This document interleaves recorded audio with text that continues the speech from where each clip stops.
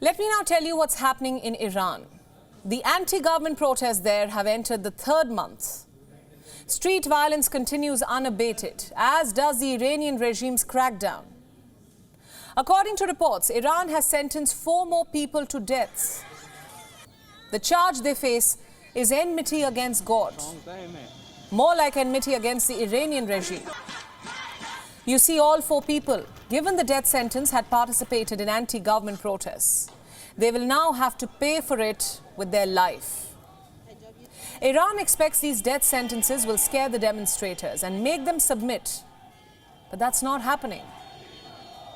Look at the images on your screens now.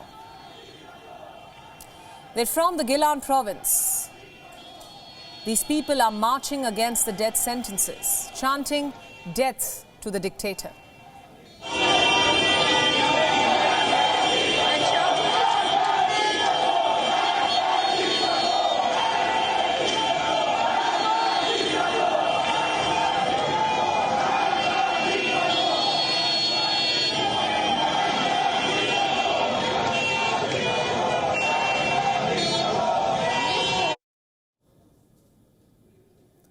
Look at these images now.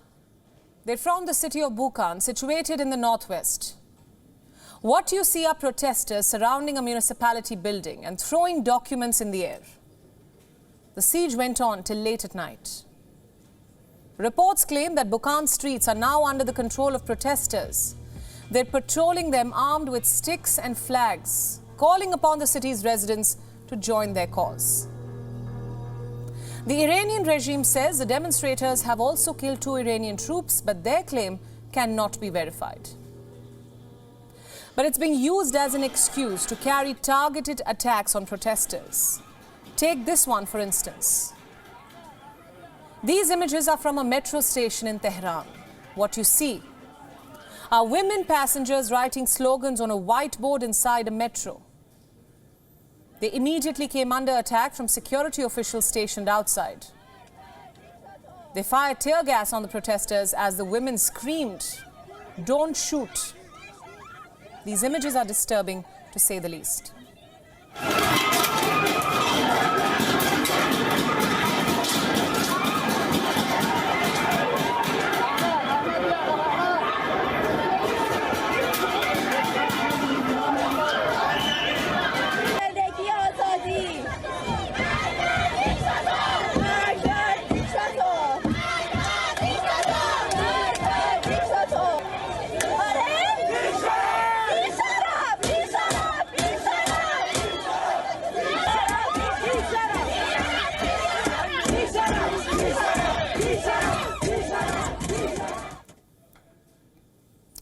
The crackdown is no longer restricted to the regime.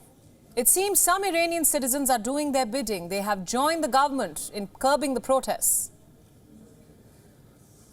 Take a look at this headline. In southern Iran, unidentified assailants on motorbikes killed 9 people in 2 separate attacks.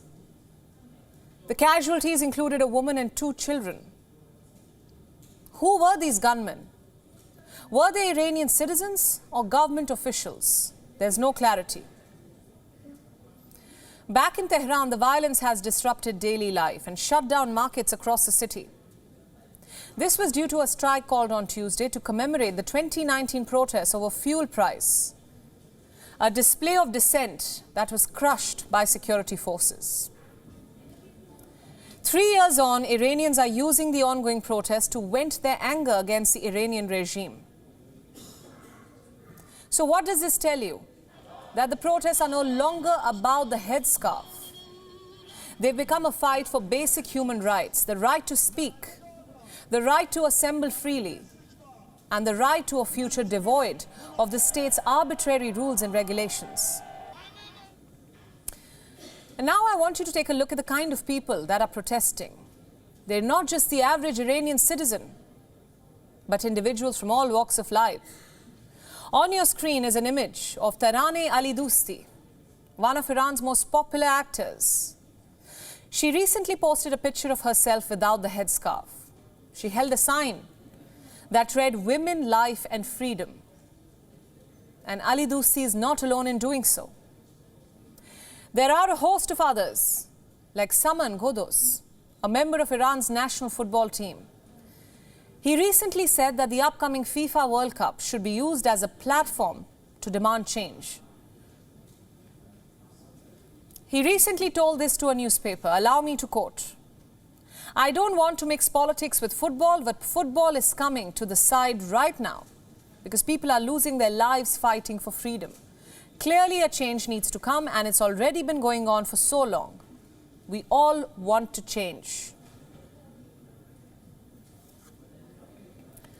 A host of other footballers have echoed these sentiments, like Wafa Hakamaneshi.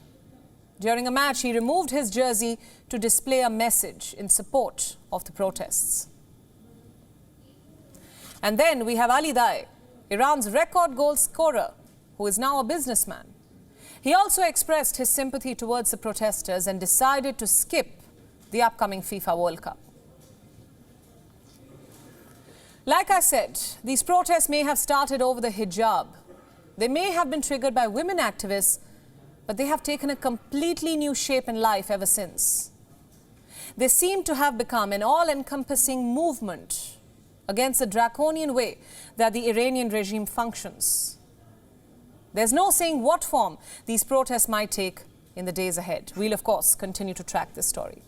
WION World is now available in your country. Download the app now and get all the news updates on the move.